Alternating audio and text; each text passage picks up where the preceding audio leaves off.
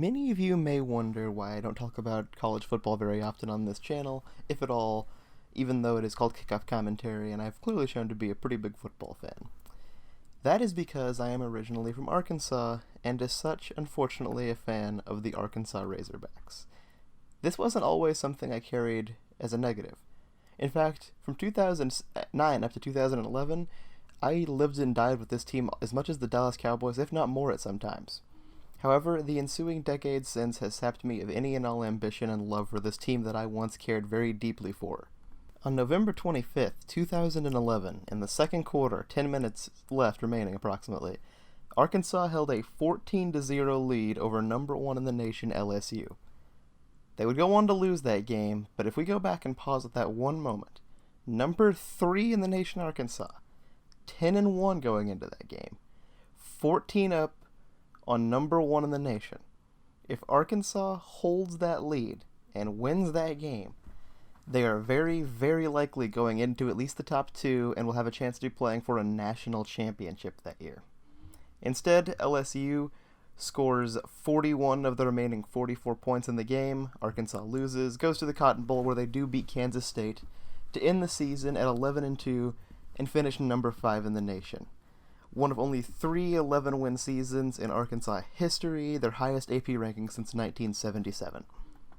It was an unfortunate ending to a very good season, but you had to think, they're bringing a good amount of the roster back. Quarterback Tyler Wilson, receiver Kobe Hamilton, and a solid defense. Maybe, just maybe, 2012 is the year that Arkansas fans have been waiting for. That all came crashing down before the season started as head coach Bobby Petrino crashed his motorcycle and his affair was found out and he was fired as the head coach of the Razorbacks. To replace him, the Razorbacks went to John L. Smith, a man who gave Scott Linehan, who, if you have been a fan of this channel whatsoever, you know why that name should make your skin crawl, his first job in coaching. Naturally, it went about as well as you might expect. Arkansas lost to UL Monroe in their second game of the season, ranked number 8 in the Netland, finished 4-8, and they have been in a torrential tailspin ever since. This year, at that time, I was angry. Since then, I've been driven to almost complete indifference to the Arkansas Razorbacks, as somehow it has gotten even worse since this 2012 massacre of a season. The following year began the era of Brett Bielema as the head coach of the Razorbacks, a tenure he would hold with the team from 2013 through the 2017 season. Bielema got off to an amazing start at Arkansas, 0-8 in SEC play. Doesn't get much better from here on in, folks. The Razorbacks came back with a vengeance in 2014, losing their next 5 games in SEC play, bringing Bielema's record to 0-13 inside of the conference. On November 15th, they finally beat LSU 17-0 to get Bielema his first conference win, before going on to defeat Ole Miss 30-0 to get the second, and then losing to Missouri 21-14 in the season finale. However, they would go on to beat Texas 31-7 in the Texas Bowl. Arkansas won 3 of their last 4 games in the season, and it seemed as though possibly, maybe, just maybe, Bielema had finally turned the corner in Arkansas, and the team was about ready to make its run. Expectations were high for those 2015 Razorbacks as they entered the season as preseason number 18. They did nothing to change that in Week 1 with a 48-13 victory over UTEP, and things were rolling. And then they lost to Toledo 16-12. Good teams don't do what Arkansas manages to do better than anybody else. Arkansas would end up finishing this season with a record of 8-5, their best in the post-Petrino era to this point, and a 5-3 record in the SEC, finishing it off with a win in the Liberty Bowl against Kansas State. The 2016 season for Arkansas doesn't look especially bad from the outset. They beat number 15 TCU in double overtime.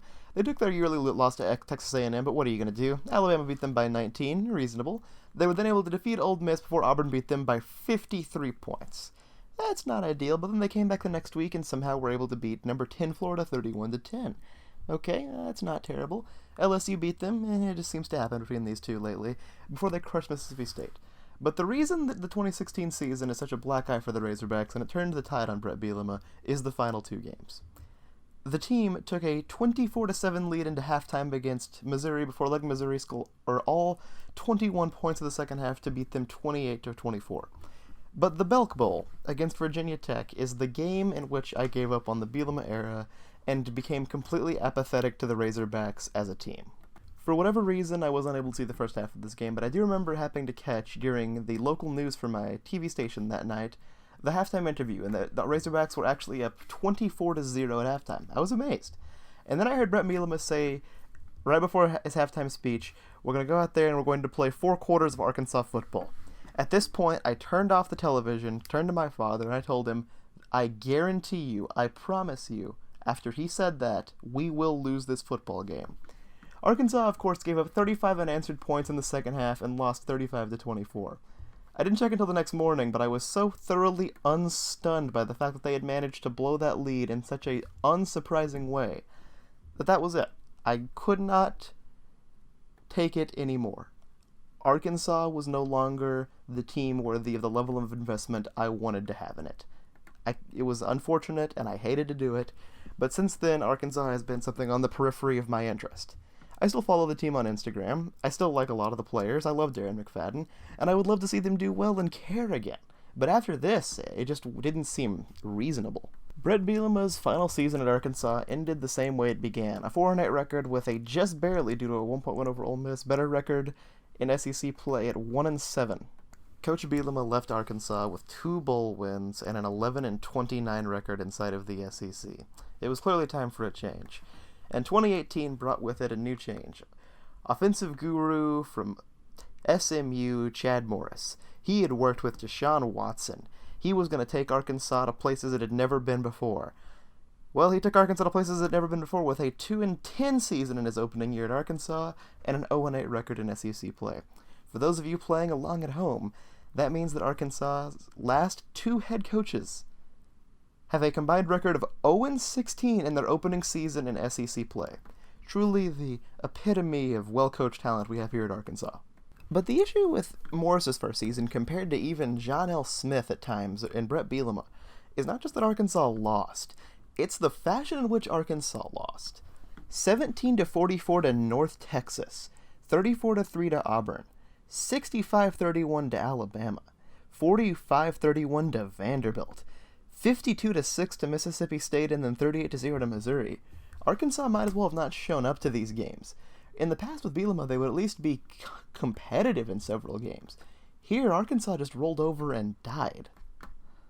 At the time of the recording of this video, the Razorbacks sit currently at 2-6 on the season, and Chad Morris has still not won a game in SEC play. The Razorbacks are 0-5 in conference this season. Chad is 0-13 at this point, just like Brett Bielema was in his second year at Arkansas, except Brett adds some wins to his name at this point, more than 4. If there is any consolation prize for a team that has taken all value out of the idea of a consolation prize, Arkansas does have 3 competitive losses this season mixed in with their wins. Those competitive losses are to San Jose State, who had not beaten a Division I school of any value since 2007, Texas A&M, a team that they always play close just to make Texas A&M feel better about themselves, and a Kentucky team they really should have beaten having watched that game.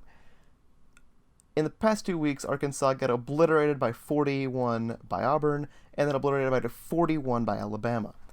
Those 2 teams are going to do that to Arkansas pretty much without fail no matter what, but it's still unfortunate to see.